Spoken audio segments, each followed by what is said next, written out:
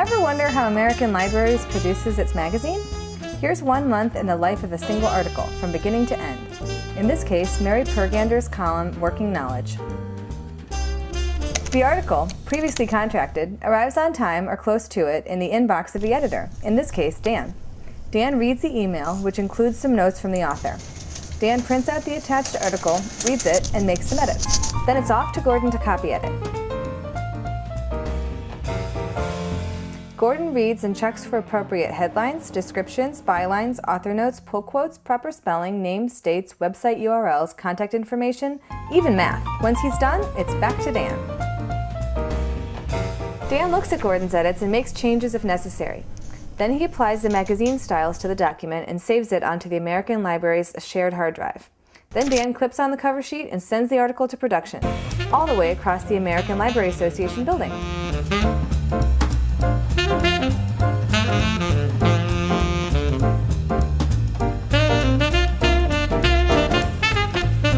Ty loads the article from the shared space into Adobe InDesign, a desktop publishing program, where she makes all necessary text breaks, inserts photos, pull quotes and sidebars, and arranges everything so it all looks good.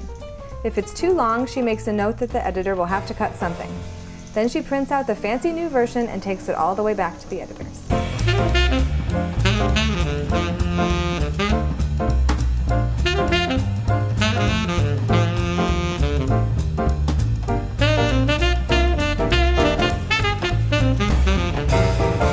It's time for the first revise. Pam takes the article from its slot and reads it, making sure all the copy editing was done correctly.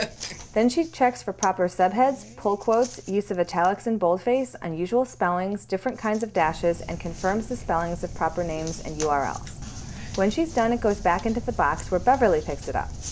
She checks for the exact same things, also taking notice of Chicago writing style, sense and grammar, and things like correct page numbers and dates. When she's done, it goes back to old you-know-who. Oh, go away!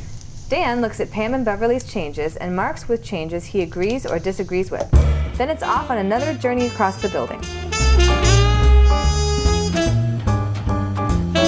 This time, Ty looks at the marked paper copy and makes each requested change.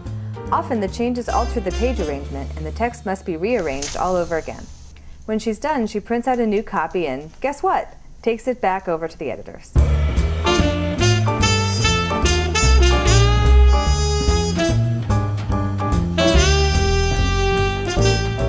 Meanwhile, Dan emails a PDF of the current draft to the author to make sure everything's looking all right. Sure enough, he gets a prompt email back that confirms that everything is A-OK. Now it's time for the page proof. Greg picks up the article, makes sure production caught all of the editorial changes from the last version, then checks for errors in headers, footers, vertical lines, drop caps, author spelling, bottom and top alignments, bad text breaks, and more. When Greg's finished, Leonard scoops it up and checks for all of the same things, including sidebar and pull quote alignment, indents, subhead placement, captions, and art credits. When he's done, it goes back, once again, to good old Dan. Dan takes a look at the suggested edits and makes some tough decisions. Then he sends it back on its third trip across the building. So long, article! Ty knows this column pretty well by now. She makes the changes, prints it out, and just like that, it's on its way back to Dan, who couldn't be more excited to read it one more time.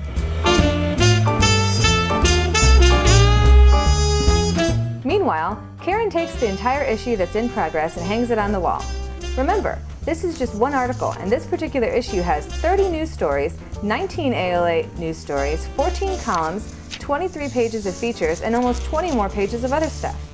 Hanging everything on the wall gives the entire staff a chance to see how the whole issue is coming together. Way to go, Karen! Dan now holds the final proof in his hands. He checks the changes. Then he reads it once more, looking a final time at headers, footers, page numbers, names, alignment, text breaks, indents, subheads, captions, images, and everything else we mentioned before. Sometimes there are still some changes to be made, but this time everything looks super. And look, there it goes, back across the building. Now it's time for the whole editorial staff to get together and look at the entire issue one last time. They go page by page looking for anything and everything that could be a little bit better. After making some last-minute edits, the editors agree that the issue is finally finished. So now, Karen takes all of the notes and heads back across the building. After addressing all of the final changes, she's at last ready to convert the entire issue into a PDF and upload it to the website of the company that prints the magazine. With a few clicks of a button, the issue is off. Bon voyage! Then life goes back to normal at American libraries. In other words, it starts all over again. But then comes the magical moment a couple weeks later, when a brown cardboard box arrives. Inside are the first issues of the new American libraries. Look how excited they all are. And look there on page 72. That's the article Dan received in his email 1 month ago. Isn't it marvelous?